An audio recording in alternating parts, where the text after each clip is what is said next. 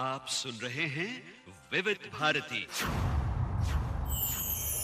आज के मेहमान कार्यक्रम में आप सभी का बहुत बहुत स्वागत। मैं हूं आपका दोस्त यूनुस खान। एक शेर है कि बात करो तो लफ्जों से भी खुशबू आती है, लगता है उस लड़की को भी उर्दू आती है। एक और शेर है कि ये सोचना गलत है कि तुम पर नजर नहीं, मसरूफ हम बहुत हैं मगर बेखबर नहीं। ये जो शेर मैंने आज के कार्यक्रम की शुरुआत में आपसे कहे, ये जाने माने शायर और पत्रकार आलोक श्रीवास्तव के शेर हैं और विविध भारती के स्टूडियो में आज वो हमारे साथ मौजूद हैं। इनसे आपके इस दोस्त यूनुस खान ने बातचीत की है, सुनते हैं। आलोक, बहुत बहुत स्वागत आपका। बहुत शुक्रिया यूनुस भाई आपका और विविध भारती का। और बकौल राष्ट्रपिता महात्मा गांधी की रेडियो जो है वो देश की आत्मा की आवाज़ है, तो मैं अपनी आवाज़ को और पुरअसर करने के लिए यहाँ हाजिर हुआ हूँ, क्योंकि मैं जानता हूँ कि मैं इस वक्त यूनुस भाई के ज़रिए देश की आत्मा की आवाज़ से मुखातिब हूँ। आप वैसे भी बहुत दूर तक जाने वाले शायर हैं और आपकी जो रचनाएं हैं वो लोगों के दिलों में जाकर बैठ गई हैं, दिलों से रिश्ता कायम कर चुकी हैं। मुझे लगता है कि आपके अम्मा और बाबूजी वाले कुछ शेरों के साथ आपका स्वागत किया जाए। आप खुद ही लिखते हैं कि सारे रिश्ते जेठ दोपहरी, गर्म हवा आतिश अंगारे, झरना दरिया झील समंदर, भीनी सी पुरवाई अम्मा। और ये शेर जो मुझे आपका बहुत पसंद है कि घर में जीने रिश्ते मैंने लाखों बार उधड़ते देखे, चुपके चुपके कर देती है जाने कब तुरपाई अम्मा। और आप बाबूजी के बारे में कहते हैं कि 3 मोहल्लों में उन जैसी कद काठी का कोई न था, अच्छे खासे ऊंचे पूरे कद्दावर थे बाबूजी। तो ये सब दिल को छूने वाली आपकी इसमें एक रचनाएं और हैं। शेर है जी इरशाद। वो आपकी हमारी जनरेशन ने भोगा भी है जी जी, कि कभी बड़ा सा हाथ खर्च थे, वाह, कभी हथेली की सूजन, मेरे मन का आधा साहस आधा डर थे बाबूजी। क्या बात है, क्या बात है। बिल्कुल ये हमारे दिल की आवाज है। तो विविध भारती के इस स्टूडियो के जरिए हम सीधे आपके बचपन की ओर छलांग मारते हैं और पहुंच जाते हैं विदिशा की तरफ। अब बताइए क्या नजर आ रहा है जब आप 5वीं कक्षा में थे? नज़र आ रहा है एक बहुत कुशादा दिली से भरा हुआ अदबी ख़ानदान, वालदैन अपने माता पिता, अपने भाई और हमारे हिंदुस्तान की जो बिल्कुल एक सच्ची और अच्छी तस्वीर, हमारी मुश्तरका तहज़ीब, गंगा जमनी तहज़ीब, और वो जो बड़े घरों में बड़े बड़े जो संस्कार दिए जाते हैं वो नज़र आते हैं। और आज अगर मुंबई में विविध भारती के इस स्टूडियो में, इस खूबसूरत स्टूडियो में एक सेलिब्रिटी, मैं कहूँगा कि उद्घोषक के साथ अरे अगर मैं मुखातिब हूँ, यूनुस खान जिनका नाम है, जो मेरे लिए दोस्त से ज़्यादा भाई हैं, तो इस सफ़र को तय करने का ये जो दरख्त बनकर आपके सामने बैठा हुआ है शख्स, इसकी जड़ों में जो विदिशा है और जो उसकी तहज़ीब है, उसकी विरासत है, तो वो है और वही नज़र आती है। अगर आप इजाज़त दें तो मैं एक आपको बहुत छोटी सी एक कहानी, जो बहुत सच्ची कहानी है, वो सुनाना चाहता हूँ। जी जी। शायद वो मेरा इंट्रोडक्शन भी है कि मैं जब भी कहीं जाता हूँ तो लोग पूछते हैं, बल्कि दुआ देते हैं, आशीर्वाद देते हैं कि भाई तुम्हारी ज़बान बहुत ठीक ठाक है। तो जो लोग जानते हैं कि कायस्थ बैकग्राउंड में उर्दू और हिंदी का बहुत ख़ास तवज्जो दी जाती थी, तो वो उसकी वजह क्या है, उसकी वजह की एक कहानी ये है कि एक बार स्वामी विवेकानंद शिकागो में स्पीच दे रहे थे। ये वो स्पीच नहीं थी हेलो ब्रदर्स एंड सिस्टर्स वाली, उसके बाद की, जब वो बहुत मशहूर हो गए थे। तो उन्होंने देखा कि तमाम जितने लोग हैं, हज़ारों लाखों, बड़ी तन्मयता से उनको सुन रहे हैं, मगर बिल्कुल सफ़े अव्वल एक शख्स बैठा हुआ है, वो सुन नहीं रहा है, वो कागज़ पर कुछ बना रहा है, लगातार मुसलसल कुछ लिख रहा है। और स्वामी जी लगभग उसकी तरफ डिस्ट्रैक्ट तो नहीं कहूँगा, लेकिन देख रहे थे कि ये सब सुन रहे हैं, ये नहीं सुन रहा है, ये अपने ही काम में लगा हुआ है। तो जैसे ही स्वामी जी की स्पीच खत्म हुई तो स्वामी जी उसकी तरफ मुखातिब हुए और वो स्वामी जी की तरफ बढ़ा। तो स्वामी जी ने कहा कि क्या बात है, आपको मेरी बातों में कोई असहमति थी, आप मुझे सुन नहीं रहे थे? तो शख्स ने मुस्कुराते हुए वो ड्राइंग बोर्ड स्वामी जी की तरफ कर दिया उस ड्राइंग बोर्ड में स्वामी जी ने जैसे ही देखा तो वो अवाक रह गए और देखा कि उस ड्राइंग में माइक बना हुआ है। ओहो। माइक के सामने स्वामी जी हैं और स्वामी जी के पीछे उनसे 10 गुना बड़े स्वामी रामकृष्ण परमहंस हैं, उनके गुरु। वाह वाह। तो स्वामी जी एकदम अचरज में उससे पूछा कि यू नो हिम, तो मैंने जानते हो, क्योंकि बैकग्राउंड में वो नहीं थे। तो उस शख्स ने कहा जी नहीं, मैं नहीं जानता। तो बोले कि फिर तुमने उन स्वामी जी की, रामकृष्ण परमहंस जी की जो तस्वीर है वो हूबहू कैसे बना दी? तो उस शख्स ने जो जवाब दिया वो आपके सवाल का जवाब है। उसने कहा कि जिस वक्त आप बोल रहे थे ये मुझे पीछे दिख रहे थे। वाह वाह वाह, क्या बात है, क्या बात है। तो मॉरल ऑफ द स्टोरी ये है, हमारे उर्दू के एक बड़े शायर हैं, उनका एक शेर है कि ज़बान तिफ़्ल से खुलते हैं ख़ानदान के राज, आह, अदब शऊर सलीक़े घरों से मिलते हैं। क्या बात है। तो जब भी आप मुआशरे में, समाज में, सोसाइटी में जो भी बोलते हैं, जो भी करते हैं, वो आपको आपके कल्चर से मिलता है। मेरा शेर है कि असर बुजुर्गों की नेमतों का वाह। हमारे अंदर से झांकता है। असर बुजुर्गों की नेमतों का हमारे अंदर हमारे अंदर से झांकता है। पुरानी नदियों का मीठा पानी नए समंदर से झांकता है। वाह वाह वाह वाह, क्या बात है। तो मेरा ऐसा मानना है कि विदिशा जो है वो बिल्कुल एक ऐसा इदारा है मेरे लिए, और ख़ास तौर से मेरा घर जहाँ मेरी वालदा भोपाल की थी, और वो भी ख़ास ठेठ भोपाल की, जिसको आप पूरी हिंदुस्तानी जो तहजीब है उसमें रचा बसा शहर मानते हैं। पिता मेरे बहुत अच्छे हिंदी उर्दू के जानकार थे। बड़े भाई आनंद श्रीवास्तव सहर के नाम तखल्लुस से वो जी। गीत और गज़लें कहते थे। तो पूरा घर जो था वो इस तरह की तहजीब में रचा बसा था। एक शेर मुझे अपना और याद आता है कि सारा बदन अजीब सी खुशबू से भर गया। वाह वाह वाह, सारा बदन अजीब सी खुशबू से अजीब सी खुशबू से भर गया, शायद तेरा ख्याल हदों से गुजर गया। वाह, क्या बात है। उर्दू के इस खुलूस को, उर्दू के इस खुलूस को हम ढूंढते कहाँ, अच्छा हुआ ये खुद ही लहू में उतर गया। क्या शानदार बात है। वाह। और या फिर ये कि बात करो तो लफ्ज़ों से भी खुशबू आती है। वाह। बात करो तो लफ्ज़ों से भी खुशबू आती है, लगता है उस लड़की को भी उर्दू आती क्या है। शानदार। वाह। और वाह, हमने वाह। भी तो, हम, ये मेरे तारुफ का शेर है जी। कि हमने भी तो दिल जीते हैं मीठे लफ्ज़ों से। वाह। हमने भी तो दिल जीते हैं मीठे लफ्ज़ों से, हम कायस्तों को भी थोड़ी उर्दू आती क्या है। बात है। तो ये याद आता है। और अब जिस तरह के घर बन गए हैं महानगरों में, वो चीज़ तो खैर अब मिल नहीं सकती।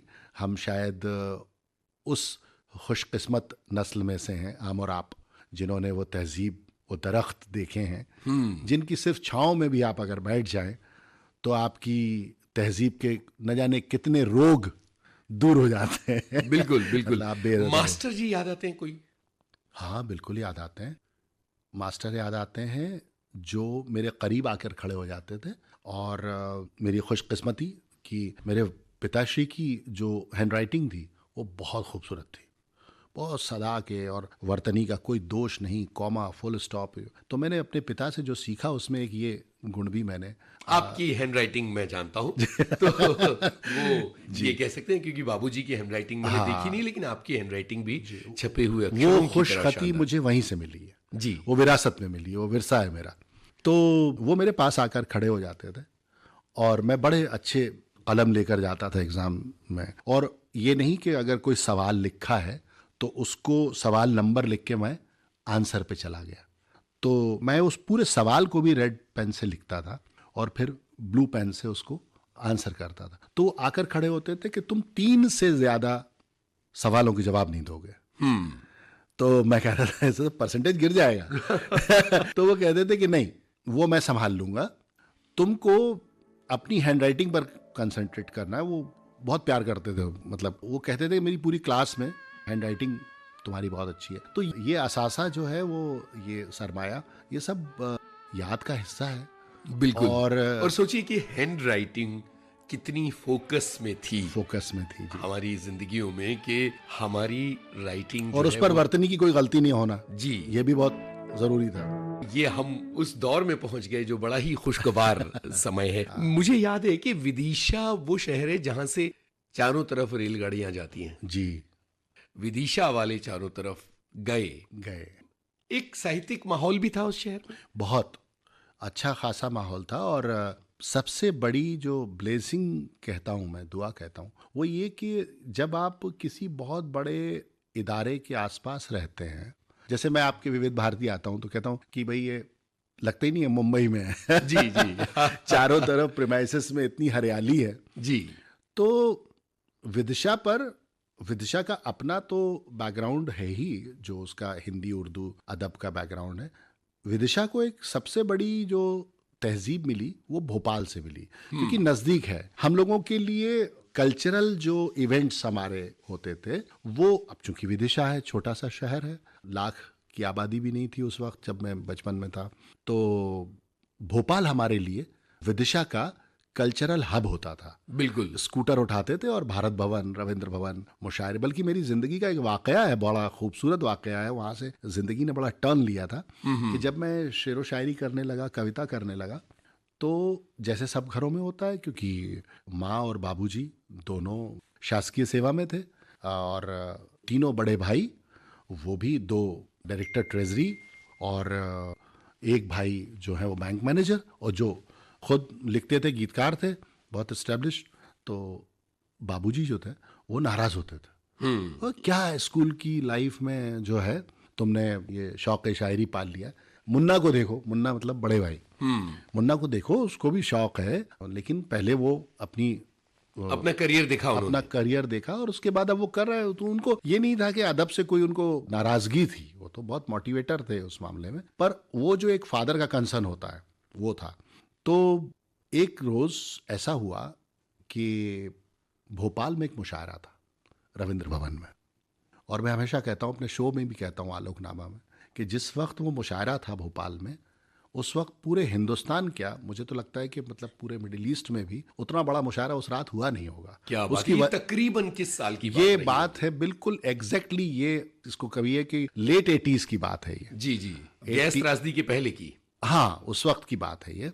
और उसमें ये समझिए कि निज़ामत डॉक्टर बशीर बद्र, सदारत कैफी आज़मी साहब, मजरू सुल्तानपुरी साहब, जावेद अख्तर साहब, अली सरदार जाफरी, निदा फाजली, मतलब कौन नहीं, तमाम सितारे। हम सुबह अपना पहुँचे 4 बजे वो मुशायरा सुनकर, तो पिताजी ने दरवाज़ा खोला और ये सुबह 4 बजे पहुंचे का मतलब है कि सारी रात मुशायरा सुना। जी बिल्कुल, है ना, जैसे कहते हैं ना फजर की नमाज तक मुशायरा चल रहा है। और सुबह घर पहुंच रहे हैं डरते डरते घर पहुंचे और पिताजी ने दरवाजा खोला।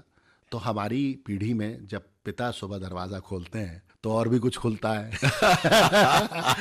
पैर का जूता भी खुलता है जी। तो ब्रह्म मुहूर्त में हमारी बहुत तबीयत से कुटाई हुई। कुटुंबस कोलंबस से हम कुटुंबस हो गए जी। और मजे की बात यह कि उसी महीने 6 मंथली का रिजल्ट आया था और हमारी एक सब्जेक्ट में सप्लीमेंट्री आई थी। अरे बाप रे बाप। तो हम बिल्कुल ब्रह्म मुहूर्त में कूटे गए। हाँ। बिल्कुल गर्व से बताते हैं, हम अपने शो में भी बताते हैं कि हम उस परंपरा के पाले पोसे हैं कि जहाँ कुटाई परंपरा जो है, अब तो मानव अधिकार आयोग आ गया, बच्चे पहुंच जाते हैं चाटा मार दो। तो तब हमारा मानव अधिकार आयोग जो होती थी जी, वो मम्मी होती थी। यस। तो सुबह फिर उनसे मुखातिब चाय पर, और इत्तेफाक की बात थी वो उस वक्त विदिशा से दूर एक जगह हटा वहां पोस्टेड थी। ओहो। हाँ, लेकिन मतलब प्योर बुंदेलखंड में। जी जी, वो आई हुई थी। तो उन्होंने, बेटा रात को क्या हुआ था? तो मुझे लगता है कि घर में औलाद के लिए सबसे बड़ी डिप्लोमेट माँ होती है। बिल्कुल बिल्कुल। सारे शांति समझौते वही संपन्न करती हैं। बिल्कुल। गोलमेज कॉन्फ्रेंस और कभी कभी वो जो है, मतलब पिता के पास पिता जैसी और पुत्र के पास पुत्र जैसी। यस। तो उस वक्त मुझे याद है कि जब वो कुटुंबस हुआ, उसके बाद मैंने उनसे कहा कि देखिए, जितना मुझे पढ़ना है उतना तो मैं पढ़ लूँगा, कि मैं रोजी रोजगार आपको नीचा नहीं दिखाऊंगा, आपकी नाक नहीं कटने दूंगा, ठीक है, उतना तो मैं कर लूँगा, लेकिन मैं बनूंगा राइटर ही। और एक रोज़ जो मेरी कविताएं हैं, जो मेरी शायरी और गज़लें हैं, वो हर बड़े रसाइल में, हर बड़ी मैगज़ीन में शाये होंगी। और अगर कुदरत ने चाहा तो आप देश के हर बड़े सिंगर से मेरी गज़लें और मेरी रचनाएं सुनेंगे। ये ऐलान हो गया? ये मैंने बहुत कॉन्फिडेंस से, लेकिन रोते हुए क्योंकि कुटाई हुई थी, कहा। और उन्होंने सिर्फ एक लफ्ज़ कहा, चूंकि मैंने बताया कि वो बड़ी उर्दू की तहजीब की थी, तो उन्होंने सिर्फ एक लफ्ज़ कहा, आमीन। जो आपकी किताब जो बन गई मेरी आगे। पहली किताब का ये नाम, वाह वाह वाह। नाम बना। और इस पे जिसमें अपने मध्य प्रदेश साहित्य अकेडमी का भी अवार्ड मिला, पुष्किन अवार्ड भी मिला, जी जी। और तमाम जगहों पर इसको सम्मान मिला। तो तहजीब मुझे लगता है आपके अंदर एक जिद भी पैदा करती है, एक जिसको कहते हैं ना कि माहौल जो होता है उसका डीएनए आपके अंदर कोई कंस्ट्रक्शन कर रहा होता है चुपचाप चुपचाप, और आपको इल्म होता है। और व्यक्ति को ये अगर पता चल जाए, जैसे मैं हूं, मैं बहुत बचपन में ये जान गया था कि मैं दिखता अच्छा नहीं हूं, लेकिन मैं लिखता अच्छा हूं। ओहो हो क्या अंदाज है। हाँ, तो ये मेरे अंदर एक कॉन्फिडेंस आ गया था। और जिस तरह से, जैसे मेरे टीचर जिनका आपने जिक्र किया, वो प्लस डॉक्टर बशीर बद्र जी, निदा फाजली साहब, तब तक बशीर साहब हाँ, मेरठ से, और हाँ, भोपाल मेरठ आ से चुके भोपाल थे। आ चुके थे। यूनुस भाई, एक बड़े, मैं फक्र से ये बात कहता हूँ आज कि जिन लोगों को पढ़ पढ़ के मैं बड़ा हुआ, बाद में मुझे उन्हीं के साथ मुशायरे पढ़ने का शरफ हासिल हुआ। क्या बात है। ये कहना चाहिए कि एक बहुत बड़ी मिसाल है जी, हमारे ख्वाब पूरे होते हैं। जी, हमारे उर्दू अदब में जो बहुत प्रेस्टिजियस सीरीज ऑफ मुशायरा है, वो अलीगढ़ एलुमनाई एसोसिएशन है, डॉक्टर अब्दुल्ला उसको रन करते हैं अमेरिका में, और वो बहुत प्रेस्टिजियस मानी जाती है। उसमें किसी पोएट का इंतखाब होना, उसमें जाना, और उसमें मुझे बुलाया गया, और वो भी द ग्रेटेस्ट जावेद अख्तर साहब के साथ मुझे ये शरफ हासिल हुआ कि मैं उस पूरी सीरीज़ का हिस्सा बना था। और उसके बाद फिर जो मैंने माँ से कहा था,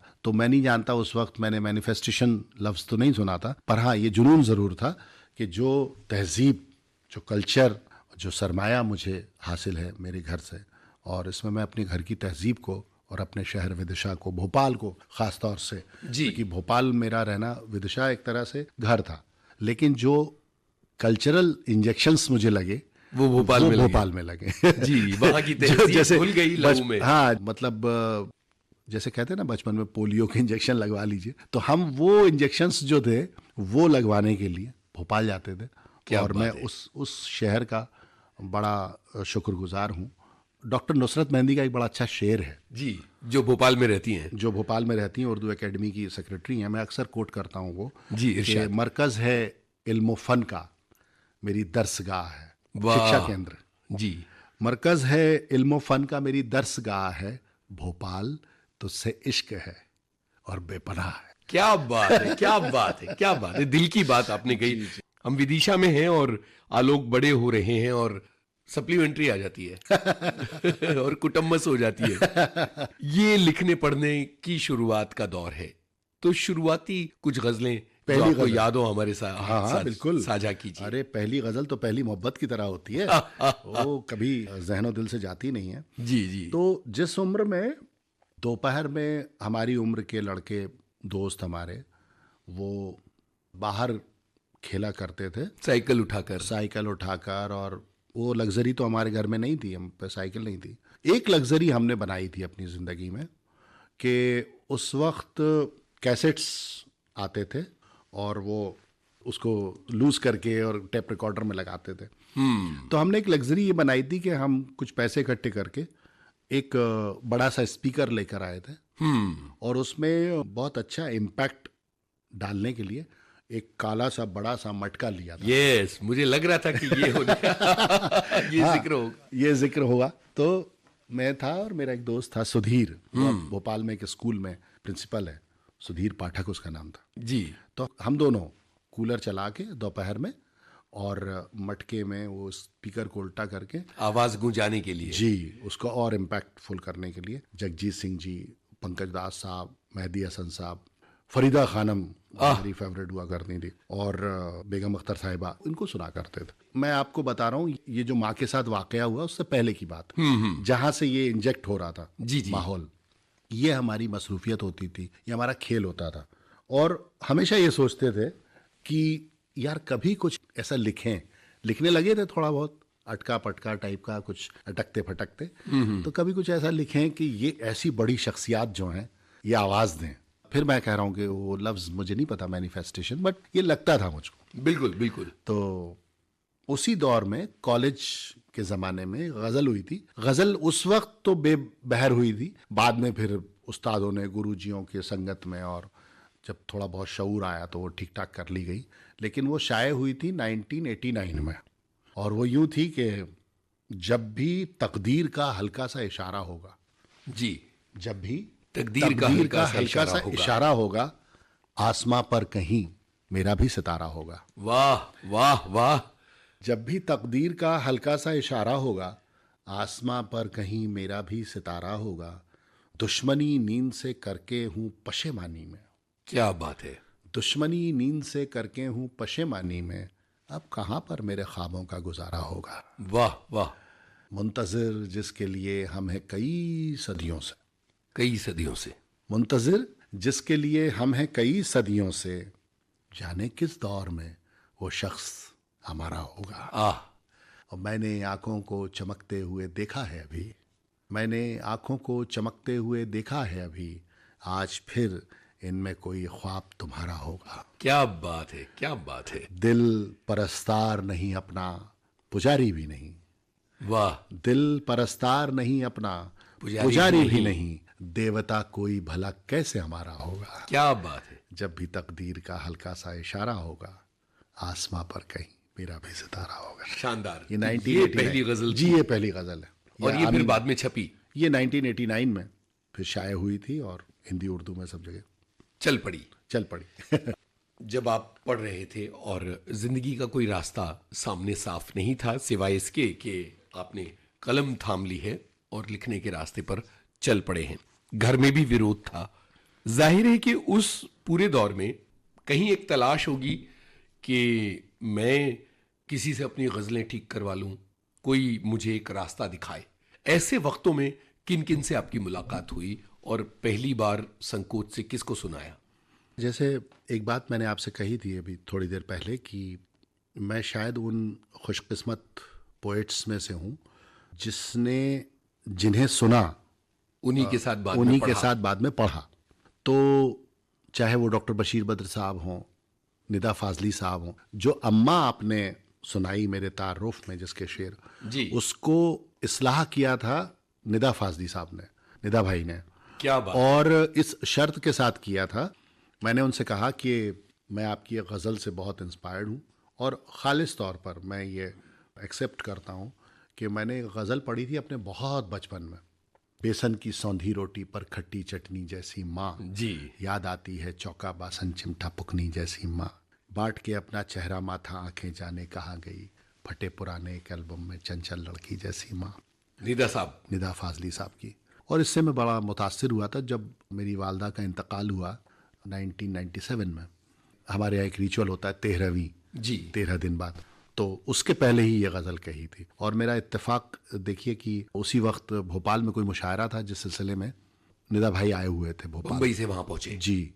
तो डॉक्टर बशीर बद्र साहब जिनका आपने जिक्र किया, और मुझे उनको अपनी गज़लें दिखाने का सौभाग्य हासिल हुआ। एक और ब्लेसिंग रही मेरी फैमिली में कि मेरे जो बड़े भाई आनंद सहर साहब, उनके रियल मौसिया ससुर यानी मेरी भाभी के मौसा जी, वो हमारे भोपाल की हिंदी उर्दू तहजीब का बहुत बड़ा नाम थे। उनका नाम था गोविंद आर्य निषाद। वाह। वो हिंदी, उर्दू, संस्कृत, फारसी इसके बड़े विद्वान थे। जी जी। और उर्दू एकेडमी मध्य प्रदेश से उनकी किताब भी आई है। उनकी एक गज़ल बहुत मशहूर हुई थी उस ज़माने में, दूरदर्शन के ज़माने में, अगर आपने सुनी हो तो, कि सफलता के गगन छूकर धरा पर लौट आएंगे, वाह।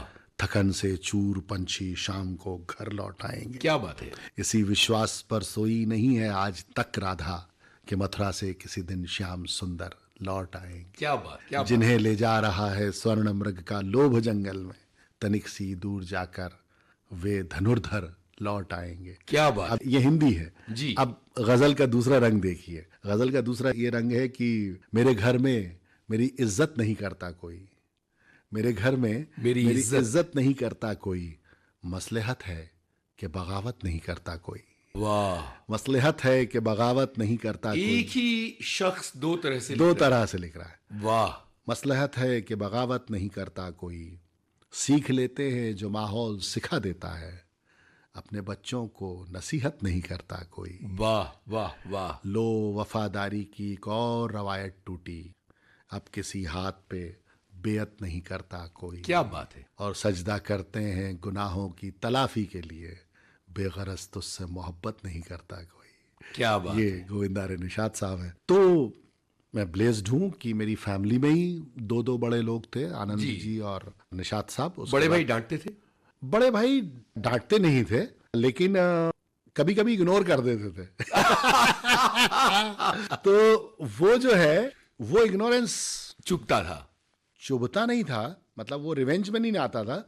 अच्छा ठीक है, ओके। देख लेंगे। तो ये एक और मजेदार वाकया हुआ था, उस पर आऊंगा, बहुत मजेदार है वो वाकया। जी जी। ये विदिशा का ही दौर था वो। तो हुआ ये कि ये लोग, निषाद साहब, डॉक्टर बशीर बद्र साहब, निदा फाजली साहब का तो मैंने बताया आपको, अम्मा, और बीच में कुछ मेरा जो जहाज है वो एक टर्बुलेंस में भी फंसा था, जिससे आप वाकिफ हैं जी। तो मैंने तब भी ये कहा था कि इस पर किसी का इन्फ्लुएंस नहीं है। ये गज़ल जो है 100% माँ की स्तुति है, और इस पर अगर किसी गज़ल का इन्फ्लुएंस है तो वो मैं रिटर्न में दे सकता हूँ कि वो बेसन की सौंधी रोटी। बिल्कुल, उसका बिल्कुल। influence है। खैर, लिखने पढ़ने वाले तमाम लोग इस विवाद से वाकिफ हैं। हाँ वो वाकिफ हैं, लेकिन अब चूंकि हम इसमें नहीं जाएंगे। हम इस पर इसलिए भी नहीं जाना चाहिए कि दुनिया के हर धर्म ग्रंथ में एक बात कही गई है जी। कि जब इस दुनिया फानी से कोई चला जाए तो उससे मोहब्बत भरे जो लम्हे हैं सिर्फ उन्हें याद रखना चाहिए। क्या प्यारी बात। वाह वाह। और ये वाह, दुनिया का हर धर्म ग्रंथ कहता है। तो वाह। हम उस बात पर नहीं जाते, हम आगे बढ़ते हैं। तो आपके सवाल के जवाब में ये नाम आते हैं, निषाद साहब हुए, मेरे बड़े भाई हुए आनंद सहर साहब, बशीर बद्र साहब हुए। एक बड़ा मज़ेदार वाक़या है, मैं एक बार एक गज़ल लेकर डॉक्टर साहब के पास गया, बड़ा मेमोरेबल है। देखिए, बड़े लोगों की जो सोहबत होती है, बड़े लोगों का जो ऑरा होता है, आलोक जो उनका होता है, वो आपको कैसे आलोकित करता है, इसकी पर्याप्त मिसाल है ये। ये क्या पहली मुलाकात थी? नहीं, ये तो मेरी तो फिर मुलाकातें मुसलसल। लेकिन पहले पहली मुलाकात बताइए, फिर ये किस्सा बताइए। पहली मुलाकात निषाद साहब से हुई थी, जिनके पास मैं गज़ल लेकर गया, और वो गज़ल जसविंदर सिंह ने गाई भी, हम लोगों ने जो एल्बम किया बाद में, और अवार्ड भी मिला उस पर। एक इटर्नल करके एल्बम आई थी, तो उसमें वो जसविंदर सिंह ने गाई भी है। वो ये थी कि गज़ल मैं जो इस्लाह के लिए ले गया था पहली बार, ये था कि उसमें एक शेर है, मैं वहाँ से शुरू करता हूँ कि हर एक सांस में लेकर तुम्हारा प्यार चले, हर एक सांस में लेकर तुम्हारा प्यार चले, दिलों को जीतने आए थे खुद को हार चले। वाह। दिलों को जीतने आए थे खुद को हार चले, ये जिस्म क्या है, ये जिस्म क्या है, कोई पैरहन उधार का है। आह। फैज़ अहमद फैज़ साहब की ज़मीन है। ये जिस्म क्या है, कोई पैरहन उधार का है, यहीं संभाल के पहना यहीं उतार चले। वाह। और वो जब मैं लेकर गया था निषाद साहब के पास, तो मतलब यूं था कि अगर सफ़र में मेरे साथ मेरा यार चले, क्या बात है। अगर सफ़र में मेरे साथ मेरा यार चले, तवाफ करता हुआ मौसम बहार चले। क्या बात है। ये फैज साहब का असर। हाँ, तो हुआ ये कि उन्होंने जैसे ही तवाफ सुना, और फिर ये सुना कि ये जिस्म क्या है, कोई पैरहन उधार का है, यहीं संभाल के पहना यहीं उतार चले, अगर नवाज रहा है तो यूं नवाज मुझे कि मेरे बाद मेरा जिक्र बार बार चले। वाह। उन्होंने गज़ल सुनी, ये तवाफ आपको कहाँ से मिल गया? अरे बाप रे। हाँ, तो देखिए, बड़े लोग जो होते हैं उनकी नज़र भी बड़ी होती है। ये वो आपका डिक्शन तो नहीं है, ये तो मान सकता हूँ मैं कि ये कबीर जो है हमारे यहाँ पढ़े पढ़ाए जाते थे, तो वो आ गया, ये जिस्म क्या है, कोई पैरहन उधार का है।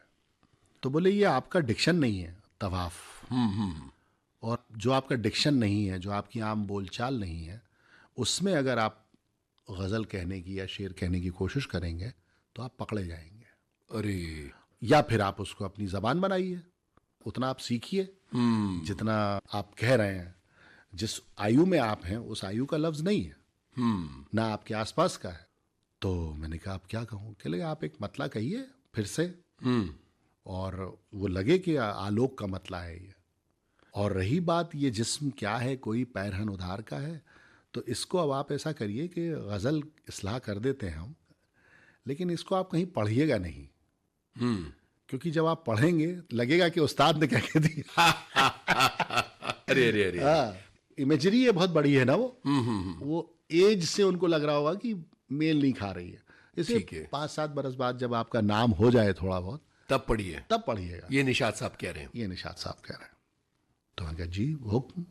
तब ऐसा नहीं होता था ना कि सुबह वॉशरूम में शेर कहा और बाहर निकले और बाल सुखाने से पहले उसको सोशल मीडिया पे डाल दिया और वाह वाह होने लगी। और वाह होने लगी, और न जाने कितने जो है वो तमीजदार लोग कोट एंड कोट वो उस पे वाह कर रहे हैं और क्या शेर हुआ क्या गज़ल हुई। ऐसा नहीं होता था पहले। जी बिल्कुल। पहले तो ये होता था कि हम गज़ल भेज रहे हैं किसी उर्दू रिसाले में या हंस में या कथादेश में, और महीनों का और इंतजार। महीनों का इंतज़ार। 1995 में जब पहली बार हंस में गज़लें छपी थी, तो ये समझिए कि जिसको आज की ज़बान में कहते हैं वायरल होना। जी जी जी और क्या इत्तेफाक था कि मिड पेज पे गज़लें छपी थी 4, जी। और लेफ्ट वाला जो पेज था उस पे डॉक्टर बशीर साहब की 4 गज़लें थी, और राइट वाले पेज पर मेरी 4 गज़लें थी। क्या बात और उस वक्त वो एक शेर बड़ा, जिसको आज की ज़बान में कहूँ तो वायरल हुआ था, जी। बड़ा पसंद किया गया था। उसमें ये था कि आए थे मीर ख्वाब में, बहती नदी के नाम पे कुछ भी नहीं रहा। वाह। बहती नदी के नाम पे कुछ भी नहीं रहा, इस जिंदगी के नाम पे कुछ भी नहीं रहा। वाह, और आए थे मीर ख्वाब में, कल डांट कर गए, क्या बात है, क्या शायरी के नाम पे कुछ भी नहीं रहा। क्या बात है, क्या बात है। तो उस वक्त ये हुआ था, ये बड़ा पहले धमाका था। गुरु शिष्य परंपरा जो थी उसका इतना एहतराम था कि अगर गुरुजी ने कह दिया कि नहीं अभी मत निकालो इसको, तो नहीं निकाला है। ये था जाने माने शायर और पत्रकार आलोक श्रीवास्तव से यूनुस खान की बातचीत का पहला भाग। रिकॉर्डिंग इंजीनियर गणेश शिंदे और प्रस्तुतकर्ता जुबैर खान।